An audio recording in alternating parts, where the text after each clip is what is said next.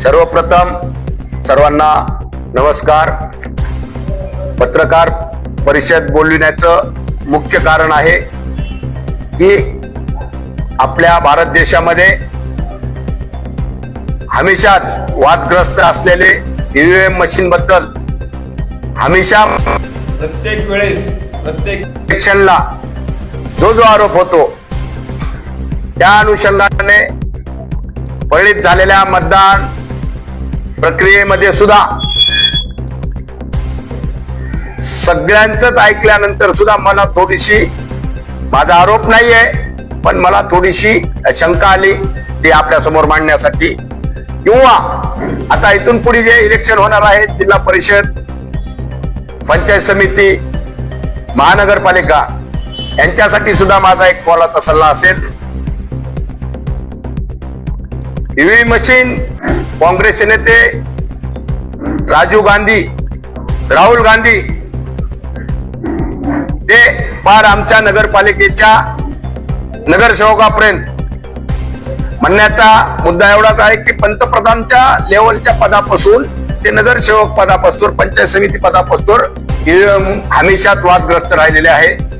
या अनुषंगाने मी आजकालच्या इलेक्शन मध्ये मी स्वतः आजमावलो आहे आणि मागच्या काळामध्ये ईव्हीएम मशीन कुठल्याही रिमोटनं कंट्रोल होणार नाही, त्याच्यात कुठली चिप नाही किंवा वायफाय न होणार नाही किंवा इतर दुसऱ्या सॅटेलाइटनं सुद्धा काही होणार नाही, अशा पद्धतीने आम्ही खूप बातम्या पाहिल्या आहेत। पण त्याच्यामध्ये एक मुद्दा सर्व शास्त्रज्ञांनी, तंत्रज्ञांनी मांडला होता, जर डिव्हाइसला आपण ज्या पद्धतीने कमांड देऊ त्या पद्धतीनं ईव्हीएम मशीन आपल्याला कंट्रोल करता येते। पण त्याच अनुषंगानं परळी मतदारसंघामध्ये माझ्या समोर एक प्रकार मी तुमच्या समोर मांडणार आहे। मी इलेक्शन झाल्या त्या दिवशीच परळीकरांनी दिलेला कौल मी मान्य केलेला आहे। पण मला जी शंका आली, माझ्या जे मनात आलं आणि हमेशाच सगळ्या देशभरात जी शंका असते त्याच्यातलं एक माझं मुख्य मार्गदर्शन मी सगळ्या इथून पुढच्या उमेदवाराला करणार आहे। कारण आपल्याला ज्यावेळेस ईव्हीएम मशीन चेक करायला लावतात अधिकारी फक्त आपल्याला 4 ते 5 बटन दाबायला लावतात, कोण्याही पक्षाला 5-7 5-7। पण मी एका व्हिडिओ मध्ये पाहिलं होतं ज्या पद्धतीनं कमांड दिली, जर 4 मतं, 5 मतं, 10 मतं, तर माझ्या इथं प्रत्यक्षात मला अनुभव आलेला आहे की परळीमध्ये 88 बूथ आहेत आमचे। 88 बूथ मध्ये मी 87 बूथवर 272, 270, 218, 220 अशा पद्धतीनं मतदान आहे। फक्त स्पेशल नगराध्यक्षाचं ते हे होतं, मशीन होती, मतदान करायचं बॅलेट पेपर होता फक्त नगराध्यक्षाचा, आणि त्यामध्ये 300च्या पुढे जाऊ नये ह्याच्यामध्ये काळजी घेतलेली मला निदर्शनास आलेला आहे। त्या पद्धतीने डिव्हाइस सेट केलेला असावा आणि एकच प्रभाग असा आहे 10 नंबर, ज्या मशीनवर बॅलेट पेपरवर फक्त 2 उमेदवार होते, नगराध्यक्ष प्लस 1 उमेदवार त्याच्यात ऍड केलेला होता। त्याच्यामुळं त्या ठिकाणी हे उघड पडल्यानं मला जाणवलं आहे। आणि हे प्रभाग जे आहे, जे आता जे उमेदवार नगराध्यक्ष पदाचे होते ते म्हणतात की आमचे खूप उपकार आहेत तिथं किंवा आम्ही फुकट प्लॉट दिले, हे अशा वस्ती त्यांच्या आहेत। त्या ठिकाणी खरं म्हणलं तर त्यांना मतदान जास्त पडायला पाहिजे। माझा तिथं कुठेही जास्त संपर्क नसताना सुद्धा त्या ठिकाणी त्यांना कमी मतदान पडलं आणि मला जास्त पडलं। याचं कारण की फक्त त्या ठिकाणी त्यांना जी सेटिंग करायची होती किंवा ते डिव्हाइस जे करायचं होतं तिथं करता आलं नाही, कारण या 2 मशीन तिथं होत्या। एकाच बॅलेट पेपरवर 2 मशीन, एक नगरसेवकाची आणि नगराध्यक्षाची पद सुद्धा। त्या ठिकाणी जर मला मतदान जास्त पडत असेल आणि इतर ठिकाणी मी माझ्या जिथं काम करतोय माझ्या प्रभागामध्ये मला जर तिथं मतदान पडत नसल आणि 200च्या खालीच असेल, 270 300च्या खालीच असेल, तर याच्यामध्ये शंका वाटलेली आहे.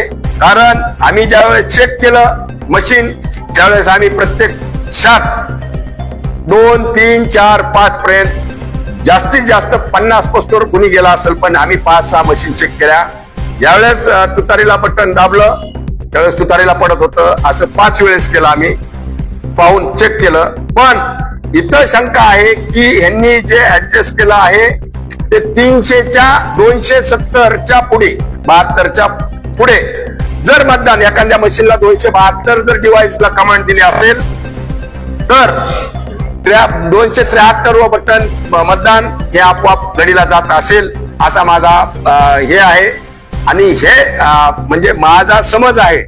तर ज्या प्रभागामध्ये ज्या परळीमध्ये प्रत्येक बूथवर 270 72 73च्या खालीच आम्ही असू आणि समोरचा उमेदवार घडीचा प्रत्येक बूथवर 300च्या पुढे लीड असेल तर हे शंका घेण्याचंच कारण आहे. आणि एकाच ठिकाणी जिथं 2 उमेदवार उभे आहेत एकाच बॅलेट पेपरवर 2 मशीनवर, त्या ठिकाणी खूप मोठी शंका आहे. कारण तिथं मतदान पडलं आहे बघा 260 आणि मला पडले 342. मी कसा इथंच 300 वर गेलो, हे खूप मोठा हे आहे. कारण फक्त इथं 2 मशीन तिथं त्यांना डिव्हाइसला कमांड देता आली नसेल आणि बाकीच्या 88 पैकी 87 ला मी कुठंही माझ्या प्रभागात नाही किंवा परळीतल्या कुठल्याही भागात 87 बूथवर मी 270 272 285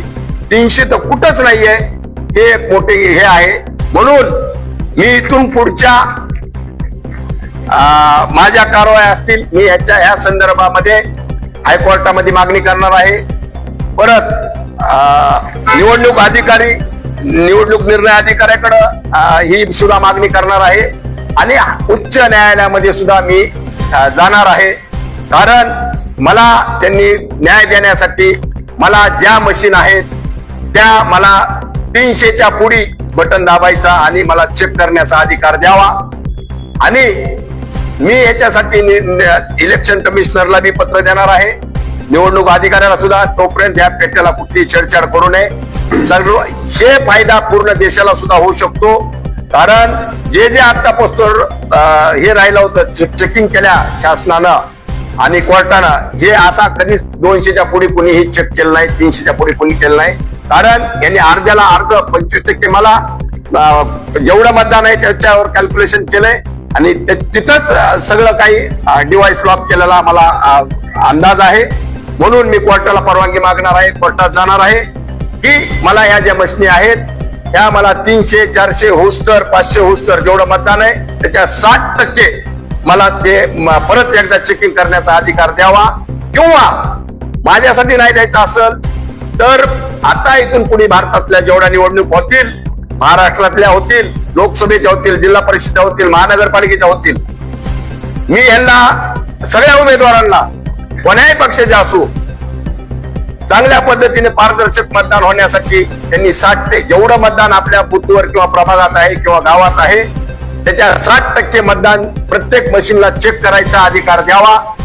ही सुद्धा मी सर्वांना हे करणार आहे, सूचना देणार आहे. आपल्या माध्यमातून प्रत्येक नगरसेवकाने आता मशीन ज्यावेळेस चेक करायची आपला बॅलेट पेपर मशीनवर बटन दाबून बघायचा आहे तोपर्यंत 60% शासनानं सुद्धा आणि निवडणूक अधिकाऱ्यांनी सुद्धा 60 ते 65% चेकिंग करायचा अधिकार द्यावा. कारण आम्हाला फक्त 2-2 3-3 वेळेस बटन टाकले आलं का. पण आमचा दाट अंदाज आहे हे डिव्हाइस जे तयार केलेलं आहे तर 270 72 73 प्रत्येक मशीनला असं केलंय. कुठंही 300 नाही. आणि एकाच प्रभागात कसं होतंय जिथं कारण 2 उमेदवार असल्यामुळे तिथं काही करता आलं नाही. आणि अशा असंख्य काही भागामध्ये प्रभागामध्ये जिथं खूप चांगलं काम करणारे प्रबळ किंवा ऍक्टिव्ह उमेदवार आहेत अशांना सुद्धा त्या प्रभागामध्ये त्यांची ते डिव्हाइस अर्ध्याच्या मध्येच बंद केली असा माझा अंदाज आहे. अशा पद्धतीने पळीत सगळे मातबर पडायला पाहिजे. 100, 150, 50, 20, 25 किती मातबर असला तरी ते 100, 50, 2-4 मताचा फरक असायला पाहिजे. पण 700, 800, 900, 700, 800, 900 ह्यांनी प्रत्येक पळणीतला चांगला नेता, काम करणारा नेता, ऍक्टिव्ह नेता आला की बरे पक्षाचा असू, पण त्यांना जे नकोय ते माझा अंदाज आहे की त्यांनी अशा प्रकारे काम केलेलं आहे. पण यामध्ये मला सगळ्या महाराष्ट्राला, भारत देशाला बी सूचना करायची आहे, विनंती करायची आहे सगळ्या नेत्यांना सुद्धा. आपला हक्क संविधान टिकवण्यासाठी आपल्याला 60% तरी त्या मशीन चेक करायचा अधिकार असावा, अशी मी मागणी हायकोर्टाला सुद्धा आणि निवडणूक अधिकाऱ्याला सुद्धा करणार आहे. हे आपला प्रश्न झाला. आता माझा दुसरा प्रश्न आहे, मी ज्या ताकदीसमोर लढत आहे, धनंजय मुंडे, पंकजाताई मुंडे हे मंत्री लेवलचे नेते आहेत. धनंजय मुंडे साहेबांना आतापासून कशा पद्धतीनं राजकारण केलंय हे सगळ्यांना माहिती आहे. आता न्यायालयानं सुद्धा आमचे पहिले सहकारी असणारे, आम्ही ज्या पक्षात होतो त्यांना सुद्धा न्यायालयानं सुद्धा आरोपी सिद्ध केलंय. आणि हे मुंडे साहेबांचे हस्तक आहे हे त्यांनी स्वतःने कबूल केलेलं आहे. अशाच पद्धतीनं त्यांचे जे परळीमध्ये गुंड वावरत आहेत, आम्हाला वारंवार धमक्या देत आहेत, प्रत्येक जण अंगावर येत आहे, प्रत्येकाचा व्हिडिओ आणि हे काही शूटिंग काय करता येत नाही. प्रत्येक मागासवर्गीय जवान पोरांना किंवा सुशिक्षित मुलांना सुद्धा अंगावर घालून अॅट्रॉसिटीच्या धमक्या देत आहेत. रात्रंदिवस माझ्या घराच्या बाजूला सुद्धा तलवारी, काट्या, कोयते घेऊन आजूबाजूला शेलो युवक वावरत आहेत. आम्हाला काही बोलता येत नाही. अक्षरशः टीव्ही माझी पत्रकार परिषद चालू असताना सुद्धा एका सुनील मस्के नामक यांनी मला किती जोरात धमक्या दिल्या आणि 5च मिनिटात पाहिलं तर ते धनंजय मुंडे साहेबांच्या कार्यकर्त्याबरोबर, म्हणजे आता जे नगरसेवक आहे त्याच्या पती बरोबर ते स्वतः मुलाखत द्यायला आहे. त्यांनी तिथूनच मला धमक्या दिलेल्या आहेत सगळ्यात एकच. मी याची बघतोच म्हणतोय, याची मारतोच म्हणतोय. अशा पद्धतीनं यांची जी टीम धनंजय मुंडेची सक्रिय आहे, ही मागासवर्गीयाच्या आतापासून तर परळीमध्ये 30-40 प्रकार आहेत. अॅट्रॉसिटीच्या हे करून खोटे गुन्हे दाखल करून कित्येक युवकांना किंवा राजकीय नेत्यांना संपवण्याचा प्रयत्न केलाय त्यांनी, किंवा घरी बसण्याचा प्रयत्न केलाय. आता आम्ही असल्या कुठल्या याला देणार नाहीत. आम्ही नवनीत कावत साहेबांना सुद्धा, SP साहेबांना सुद्धा याच्याबद्दल आम्ही तक्रार दिलेली होती. व्हॉट्सअपवर त्यांच्या प्रत्येक वेळेस मी न्याय मागायला नगरपालिकेत जात होतो.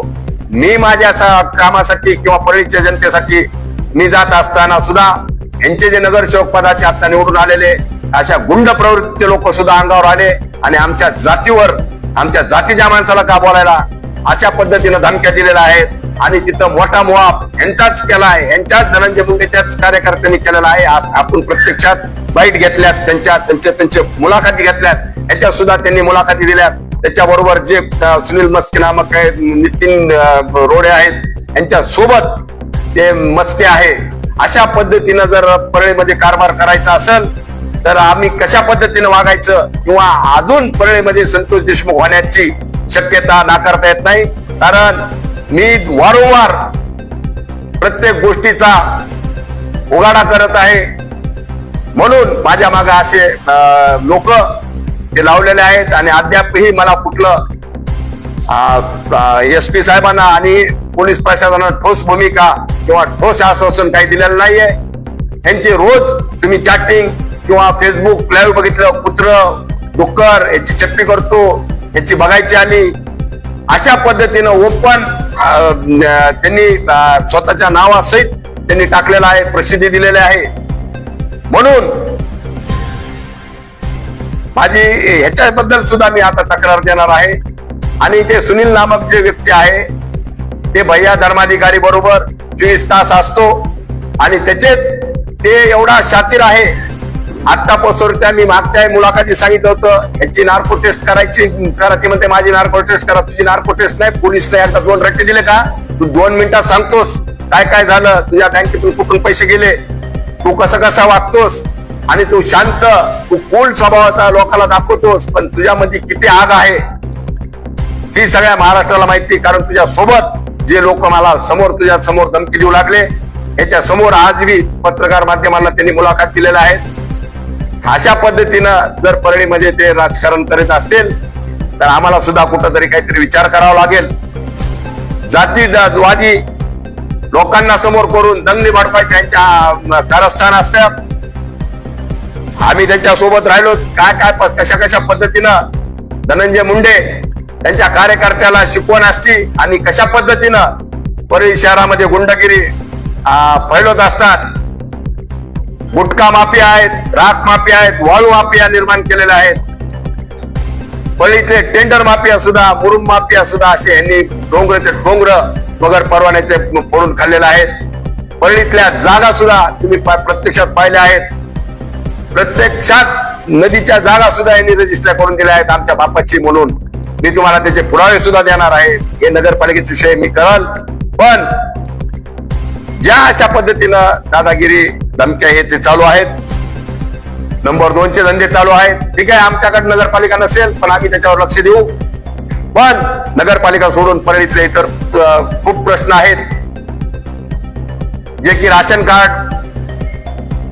राशन माफिया आहेत, जे की त्यांचे समर्थक आहेत.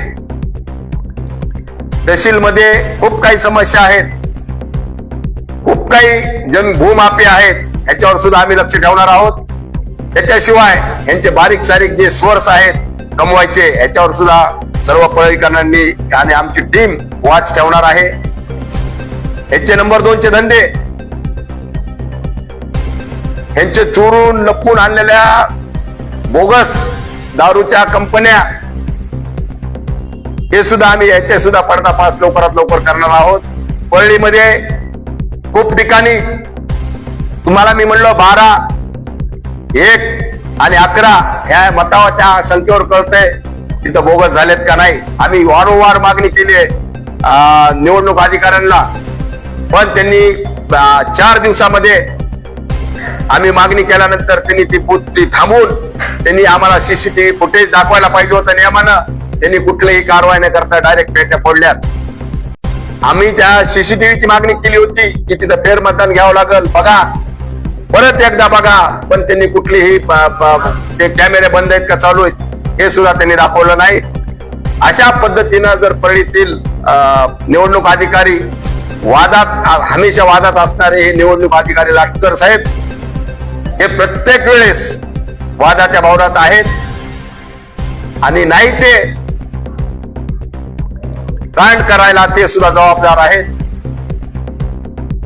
आम्हाला जनतेचा कौल मान्य आहे, पण या प्रशासनामध्ये असणारे हे पोलीस प्रशासनामध्ये काही आणि तहसील नगर परिषद प्रशासनाला मध्ये काही असलेले अधिकारी, मुजोर अधिकारी आणि त्यांचे जे काय म्हणतात घरगड्यासारखे काम करणारे या अधिकाऱ्यावर सुद्धा आम्ही लक्ष ठेवणार आहोत. आम्ही वारंवार कलेक्टर साहेबांना आणि SP साहेबांना आता इथून पुढे निवेदन देणार आहोत.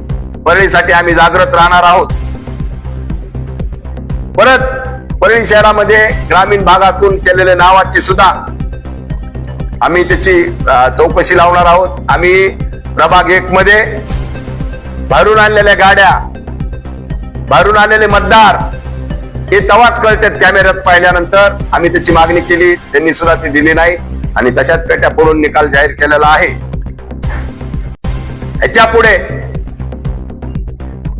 आम्ही राष्ट्रवादी काँग्रेस शरद पवार साहेबांच्या पक्षामध्ये आम्ही जबाबदारीपूर्वक सांगतो, नगरपालिका जरी आम्ही सदस्यमध्ये नसतो तरी पण आम्ही परळीची शहराच्या सगळ्याच बाजू, तहसील असो, नगर परिषद असो, पंचायत समिती असो, याच्यावर आम्ही लक्ष ठेवून किंवा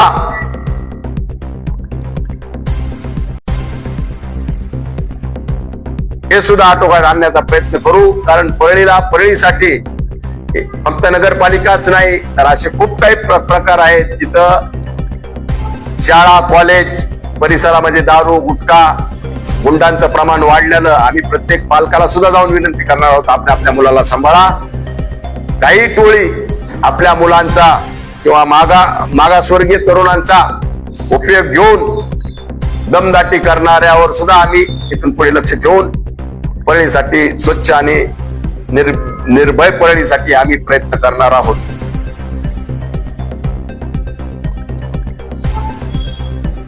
आम्ही अजून एक विषय सगळ्यात मोठा आहे की आम्ही शासनाला एक विनंती करणार आहोत. जमलं तर शासनानं बॅलेट पेपरवर परळीचं एकदा परत मतदान घ्यावं. जे काय खर्च असेल आम्ही परळीकर मिळून किंवा परळीचे उमेदवार मिळून आम्ही परळीकर म्हणून खर्च करायला तयार आहोत. आमची शासनाला सुद्धा आम्ही मागणी करू, इलेक्शन कमिशनरला सुद्धा मागणी करू की एक वेळेस आम्हाला परवानगी द्यावी की बॅलेट पेपरवर सर्वच प्रभागाचे आणि नगराध्यक्षाचे मतदान घ्यावं. त्यावेळेस लक्षात येईल की दूध का दूध आणि पाणी का पाणी परळीकर हे कुणाच्या पाठीमाग आहेत. कारण या मशनीवर या पद्धतीनं पाहिल्यानंतर मला तर भरोसा राहिला नाहीये. पण आम्ही त्या दिवशी सांगितलं परळीचा जनतेचा कौल आम्हाला मान्य आहे. परत आमची शंका असेल, आपल्याला घटनेनं अधिकार दिलेला आहे, आपल्याला जे मागणी करायची आपण मागू शकतो.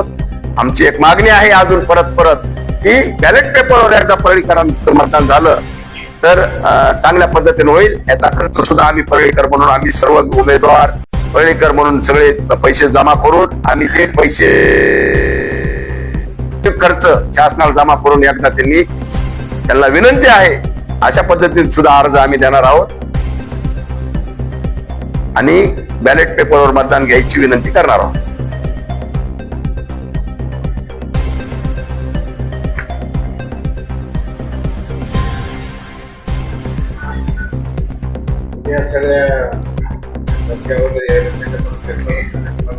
संरक्षणाची मागणी केली होती, त्यांनी एक दिवस संरक्षण दिलं, पुन्हा दुसऱ्या दिवशी दिलं. पण संरक्षण असेपर्यंत कुणीच नसतंय. रात्री बेरात्री तलवारी घेऊन हे सुनील मस्के सारखे, मी नावाविषयी सांगालो, मी त्याच्या कंप्लेंट SP साहेबांकडे दिल्या. त्याचं बोलण्याची चॅटिंग त्यांनी दिलेलं. आणि तुम्ही सगळे पत्रकार बांधव होते ज्या दिवशी मला पत्रकार परिषद झाल्या धमकी आली, तू कसं काय माझं नाव घेतलं, तू कसं काय माझं नाव घेतलं, म्हणजे तू बोललास ना. तुला ज्या व्यक्तीनं बोलला धर्माधिकारी, तू त्याचा हस्तक आहे. आणि आम्हाला माहिती ना ते धर्माधिकारी अशा मागासवर्गीय तरुणांचा गैरफायदा घेतो, मुस्लिम तरुणांचा गैरफायदा घेऊन आपल्याला अंगावर सोडतोय. आणि चॅटिंगनं त्यांनी वेगवेगळ्या कारणानं आमच्यावर वाद करण्याचा प्रयत्न करतो आणि तो स्वतः बाजूला राहतोय. मी हेच सांगालो की धनंजय मुंडेंची ही जी टीम आहे गँग खालची, इथं सुद्धा ज्या पद्धतीनं बीड जिल्ह्यामध्ये सगळ्यात जास्त परळीमध्ये जरूरत आहे आणि परळीतून सुरुवात करावी अशी सुद्धा माझी SP साहेबाला मागणी आहे. आणि ती सुद्धा करणार आहे की अशा पद्धतीने जे काम करते, अशा पद्धतीनं जे ट्रोल करते, अशा पद्धतीने एखाद्या व्यक्तीला खालच्या पातळीत बोलतंय, मग ते तोडाने म्हणतात आम्ही धनंजय मुंडेचे कार्यकर्ते, आम्ही धनंजय मुंडेचे आहोत. आणि मग ह्याच्यापेक्षा अजून कोणता पुरावा पाहिजे यांना की यांचे गुंड नाहीत म्हणून. आम्ही शब्दानं कोणाला बोलत नाहीत, आम्ही विकासासाठी काम करायलो, आम्ही जनतेची सेवेसाठी बाहेर आलेलो आहोत.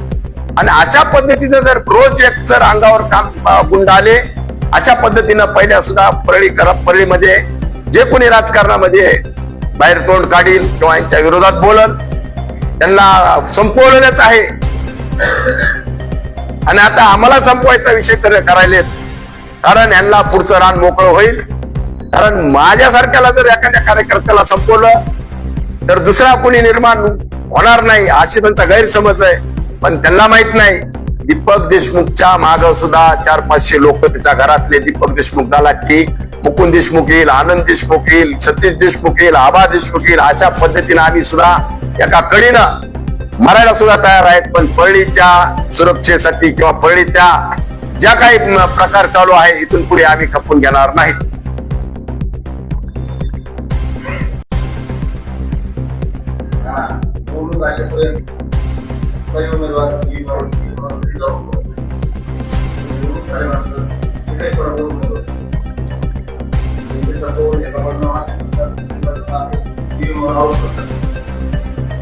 मी तुम्हाला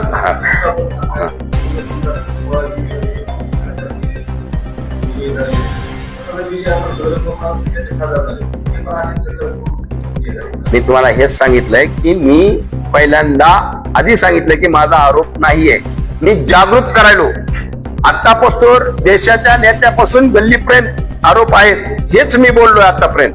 आणि मी सांगितलं की मला हे मान्य आहे, पण आम्हाला जे अधिकार आहे घटनेनं दिलेला 5च हे तपासा, मशीन तपासताना आमचा विषय आहे की 5 नाही 50 ते 60% आम्हाला तपासण्याचा अधिकार द्यावा, हे डाऊट आहे. आणि एकच पळीतल्या सगळ्या बूथवर 88 पैकी 87 बूथवर 300च्या पुढे लीड नाहीये. आणि एकाच ईव्हीएम मशीनवर 2 बूथ आलेत एका मशीनवर, जिथं नगरसेवकांनी तिथंच मी 300च्या पुढे का, असा प्रश्न तुम्ही स्वतःला विचारून घ्या ना. माझ्या जागी तुम्ही, आम्ही फक्त सतर्क करायलो आहोत जनतेला, भारतातल्या जनतेला, महाराष्ट्रातल्याच नाही आणि पळीतल्याच नाही. आम्ही मान्य केलाय, पण मला इथून पुढे अधिकार आम्हाला असा असावा की या मशीन आम्हाला तपासू द्या, 50% 60%च्या पुढे आम्हाला एकदा बटन दाबून बघू द्या, किंवा इथून पुढच्या लोकांनी सुद्धा 60% मतदान चेक करायचा अधिकार घ्यावा. मग कोण्याही पक्षाचे असो, 60% मशीन आम्हाला मतदान कशावर पडतंय पण हे पाहायचं आहे, 60% मतदान चेक करायचा आम्हाला अधिकार असावा.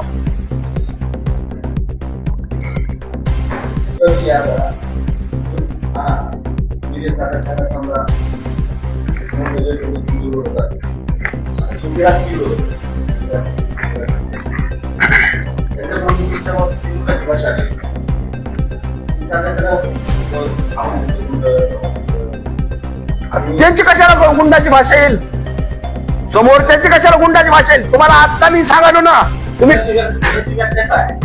गुंडाची व्याख्या म्हणजे हेच ना, धमक्या देणे, फॉर्म काढून घ्यायला लावणे, कुणाला तरी नंबर 2च्या धंद्याला सपोर्ट करणे, कुणाला तरी मारायला सुपाऱ्या देणे. ऐका ना, ऐका. आणि सुपाऱ्या देत असताना गुंडाची व्याख्या म्हणजे काय, स्वच्छ निर्मळ असला तरी पैसे पुरवणे, मागून काहीतरी सांगणे, कुणाच तरी जमिनीचे असे प्रकार आहेत, कुणाच तरी काही करणे, हे बी गुंडामध्येच परवडतं ना.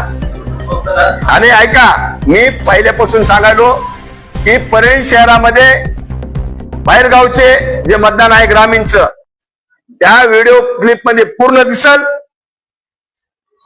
1, 2, 1 प्रभाग 11 आणि 12 ग्रामीण भागाचे लोक तुम्हाला ओळखू येतात, त्यांचे तिथं नाव आहेत का नाही चेक करा, इथं कशा पद्धतीने झालेत हे करा. आणि ग्रामीण भागामध्ये शहराचे नाव आहेत, दोन्हीचे नाव आहेत, हे सुद्धा तुम्ही, तुमचा सुद्धा तेवढा हे आहे, तुम्ही सुद्धा त्यांना विचारायला पाहिजे प्रश्न की असे नाव का. ज्या मतदान केंद्रामध्ये आपण त्या मतदान केंद्रामध्ये यशस्वी आहे, ते चालू असतील किंवा असतील, त्या ठिकाणी चालू असतील, त्या ठिकाणी असतील, कोण मतदार आले, कोणी मतदार, हेच सांगत ना आमच्या. आम्ही तेच सोडा, पण आम्ही प्रायव्हेट बाहेरून कोणी केलेले ते सुद्धा व्हायरल केलंय, आम्हाला दिली नाही. आम्ही काय म्हणालो, नगर परिषदेमध्ये निवडणूक अधिकाऱ्याला आम्ही मागणी केली, पुन्हा ह्याला केलंय आम्ही मागणी. ऐका ना, 1 मिनिट ऐका, की आम्ही मागणी केली, त्यांनी कुठलेही सीसीटीव्ही दिले नाहीत. नियम असा आहे की सीसीटीव्ही पाहिल्यानंतर क्लिअर तिथं त्या प्रभागात असेल हे तर तिथं होते. त्यांनी उभा टाकून पोलिसांनी सुद्धा मतदान केलं, तुम्हाला दिसेल. मी जबाबदारीने बोलायलो ना, पोलिसांनी सुद्धा. आणि त्या ह्याच्यामध्ये जेला ड्युटी आहे इलेक्शन ह्याच्यामध्ये, निवडणूक अधिकाऱ्यांनी ज्या ह्याला निवडणूक ह्याची ड्युटी दिली त्यांनी सुद्धा बटन दाबलेत. मी सांगालो तुम्हाला की ही सीसीटीव्ही पाहिल्यास सगळं दिसल, पण त्याला करायचंच नाहीये. एक माणूस कुठवर काय करू शकतो आणि कुठल्या ह्याला कोण देऊ शकतोय. तुम्ही म्हणता पोलिंग एजंट असून पोलिंग एजंट काय करू शकते, 12 माणसं एखाद्या घरातले जर तिथं असेल आणि एखाद्या सामान्य घरातला माणूस तिथं पोलिंग एजंट असेल, गोरगरीबाचा, तुमच्या दादा घरी कुणी टिकल का तो. म्हणून ते सीसीटीव्ही लावायला आम्ही हे केलं होतं, पोलीस करायला सांगितलं होतं. पोलिसात मतदान करायले त्या प्रभाग, आम्ही सगळ्या परळीचा विषय करायला, फक्त 3 प्रभागाचा विषय करायला होतो. परत सांगतो अजून, आणि आमचे एजंट बी असले तर त्या दादागिरी पैसे टिकत नाहीत. मी सुद्धा थांबलो होतो, इथं थांबलो होतो, तिकडं काहीतरी व्हायचं, तिथं एक माणूस कुठवर काय करू शकतो. आणि ह्याच्यामध्ये ग्रामीण लोक दिसणारच ना तुम्हाला, त्यांची चौकशी करा. तुम्हाला काय फार मोठं सगळ्या परिणित करायचं नाही, 3 बूथ आता करायचंय, तिथं कॅमेरे चालू आहेत का नाही हे नाही, पण त्यांनी केलं नाही ना. आणि आम्ही आरोप करायचा विषय नाही, आम्ही जय पराजय आम्ही आम्हाला मान्य असतो आणि आम्ही कारण फक्त पुढच्या लोकांना ईव्हीएम मशीनवर सुद्धा कुठला डाऊट राहू नये म्हणून आम्ही सांगितलं 60% चेक करायचा अधिकार द्यावा. 60% केल्यानंतर काय होईल, 60%च्या पुढे तर काय करायचं, निवडून येईल. बरोबर आहे. हे जे तुम्हाला मी जी सांगितलंय डिव्हाइसच जर 30%वर 40%वर मतदान माझं जर 25%च्या पूर्वी लॉक केलं आणि त्याचा डिव्हाइस जर पलीकडला दुसऱ्याला बटन दाबलं की त्याला मतदान जाईल, अशा पद्धतीने डिव्हाइस केल्यानंतर काय आमचं म्हणणं आहे की आम्हाला चेक करायचा अधिकार कवर द्यावा. 60% होस तर त्यांनी 2 दिवस आधी हे करावं, मशीनी दाखवाव्यात, 3 दिवस आधी दाखवा.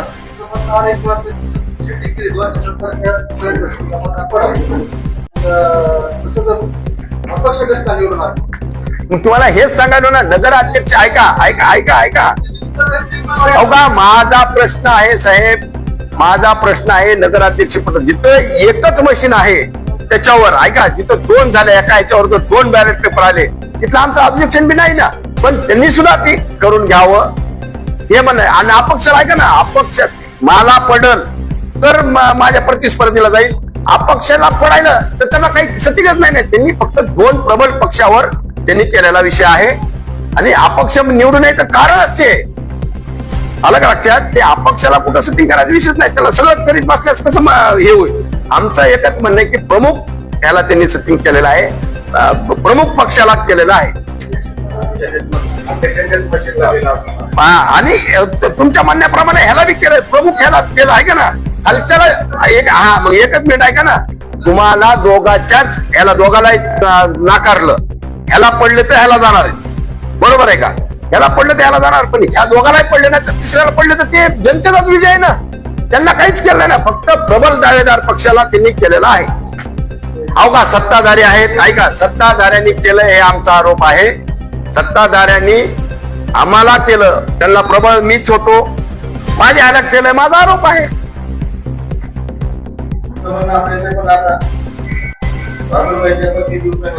हो हा मग हेच सांगायलो, त्यांना सुद्धा 400 मतदान जाते त्यांच्या प्रभागामध्ये किंवा त्यांच्या जिथं वाल गेला. माझाच प्रभाग असा कसा आहे ऐका ना, माझ्या पळून काही ठिकाणी 400 होत नाही, बहादूरबाई सारखेचा होतोय. मी माझी नगराध्यक्ष असताना सुद्धा माझा 400च्या पुढे जात नाही. मी तुम्हाला सांगायलो, माझा आरोप पक्षाच्या जे सत्ताधारी पक्ष आहे यांनी जे जड आहे, जे तुम्हाला झेपणार नाही अशा ह्यालाच केलं ना. नंबर 2चा पक्ष मीच आहे ना, त्याच्यात मलाच केलेला आहे. मी सांगालो ना, तुम्हाला बाकीच्याला सगळं खुल्लं सोडून दिलं. मी काय म्हणालो, डिवाइसची सेटिंग 275 फक्त 2च माझा विषय आहे की नगराध्यक्ष पदाला प्रमुख पक्षालाच त्यांनी केलेलं टार्गेट आहे. आणि मी इथून पुढे माझ्या पुरतं बोलत नाही, मी पूर्ण देशासाठी विषय करायलो आहे. 50%च्या 60% त्यांनी मशीन चेक करायचा अधिकार द्यावा.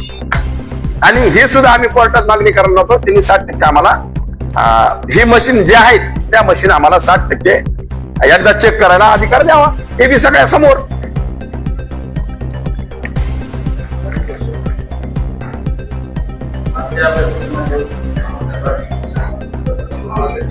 हा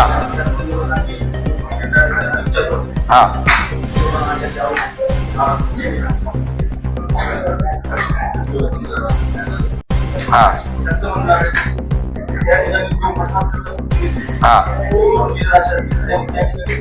अहो मीच अध्यक्ष होतो, मी तिथं होतो, मीच तक्रार नोंदवली ना. असा कुठला नियम नाही का, तुम्हाला घटनेला अधिकार दिला. तुम्ही सुद्धा मी काय करायला हे तर आपल्या शासनाच्या कार्य जे काम आहे शासनाचं ते तुम्ही सुद्धा मागू शकता, सामान्य माणूस बी मागू शकता, असं नाही. बरं ऐका, ते जर हे म्हणले ना तर आम्हाला त्यांनी सुद्धा जे निवडणूक अधिकारी जे लाटकर आहे त्यांनी आम्हाला काय म्हणला होता की प्रत्येक निवडणूकच्या जे काय बूथवर जाण्यासाठी त्याच बूथ मधले नगरसेवक हे लागतात, मतदार लागतात. मग तिथं ग्रामीणचे कसे आले, ग्रामीणचे आलेत. इकडे ऐका, आता सुद्धा काउंटिंगच्या वेळेमध्ये मी नावासहित सांगू शकतो, काउंटिंग हॉलमध्ये मोबाईल न्यायला बंदी होती, मध्ये मोबाईल होते.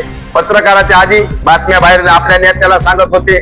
पोलीस यंत्रणेतले काही कर्मचारी डायरेक्ट त्यांचे फोन चेक करा, डायरेक्ट आमदाराला मंत्र्याला फोन लावून सांगत होते. आणि सगळ्यात मोठी गोष्ट म्हणजे त्यांचे जे ग्रामीणचे कार्यकर्ते होते ते असे पिल्ले लावून त्यांना, ग्रामीणचे कसे काय आले, काउंटिंगला आम्हाला तुम्ही स्ट्रिक्ट पत्र दिले की तुमच्या प्रभागातले लोक तिथं पाहिजेत. तर ग्रामीणचे लोक आम्हाला अशा पाठीवर बोकांडीवर पुसपुस आवडायचे तुम्ही व्हिडिओ आहेत, म्हणजे त्यांना काय करायचं होतं काय माहित नाही. दोस्त आहे दोस्त, अरे असा कसा दोस्त? मी काउंटिंगला उभा टाकलो, तू कुणीच नाही, तू कुठला आला असेल माझ्या पाठीवर आवडायला. ते मधुकर आगाव नावाचा माणूस बघा तुम्ही त्या व्हिडिओ मध्ये, नाव असेल सांगा मी. असं कसे दोस्त? आणि तू पळणीचा नाहीस ना, तू जिल्हा परिषदला उभा टाकतो, तू तिकीट तू निवडून आलेला आहेस, तू पळणीत काय करतोस? आणि ते बी आमच्या मतदान बूथ मध्ये. माझी सुद्धा शासनाला मागणी यांच्यावर कडक कारवाई करावी. अहो ते कुठं निवडून येत तो काय का? तुमचे दोन असतील ना, आम्हाला काय माहित नाही, दोन असतील ना, तिकडे निवडून यायला असेल, इकडे दादागिरी करा असेल, आहे ना. मत मोजणीला होते, मग तुम्ही त्यांना विचारा ना त्या अधिकाऱ्याला. मग हे लोक कसे?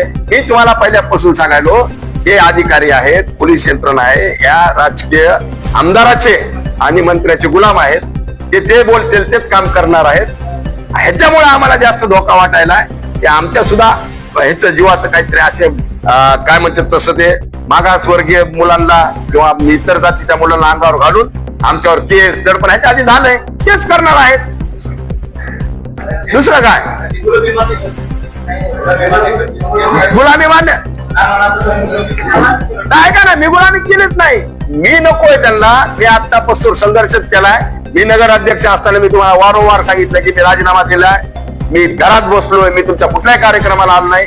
मी त्याग केलेला माणूस आहे, तुम्हाला माहिती आहे. आणि प्रत्येक जे गलत होते पळणीमध्ये मी त्याच्या बाजूनं कधीच राहत नाही. आम्ही पळणीकरांच्या बाजूने आहोत, म्हणूनच आम्ही लीड 10,000 गाठू शकलो. पण सुदैवानं हे जर प्रकार 300 ते 250 त्या पुढे त्यांनी जर केला नसाव तर चांगलंच आहे. पण इथून पुढचे जे राजकारणी आहेत, कोण्याही पक्षाचे असू, भारत देशामधल्यांना सुद्धा सावध करण्यासाठी माझी शंका मी समोर मांडलेली आहे.